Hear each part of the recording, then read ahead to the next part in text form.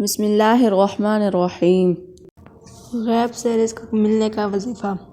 ایک شخص نے عرض کی، یا رسول اللہ صلی اللہ علیہ وسلم، دنیا مجھ سے پھر گئی، رزق تنگ ہو گیا۔ آپ صلی اللہ علیہ وسلم نے فرمایا، تم فرشتوں کی تسبیح پڑھا کرو، اس کی برکت سے رزق بڑھتا ہے۔ وہ تسبیح یہ ہے: صبح کی نماز سے پہلے یا بعد 100 دفعہ سبحان اللہ وبحمدہ، سبحان اللہ العظیم وبحمدہ، استغفر اللہ پڑھا کرو۔ اس کی برکت سے دنیا تمہارے پاس ذلیل و خوار ہو کر آئے گی اور تم کو غیب سے رزق ملا کرے گا۔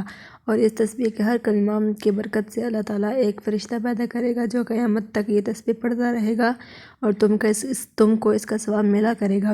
اس شخص کا کہنا ہے کہ میں نے یہ وظیفہ پڑھنا شروع کیا اور ہمیشہ پڑھتا رہا۔ تھوڑے ہی دنوں میں اللہ نے میرا رزق کھول دیا اور میری تنگ دستی دور کر دی۔ اور ارشاد فرمایا، سبحان اللہ وبحمدہ، جو مرد یا عورت دن رات میں 100 دفعہ پڑھے گا تو اس کے سب گناہ معاف ہو جائیں گے، اگرچہ سمندر کی جھاگ کے برابر ہوں۔ دوستو، ویڈیو پسند آئی ہو تو ویڈیو کو لائک کر دیں اور ہمارے چینل کو سبسکرائب کر دیں۔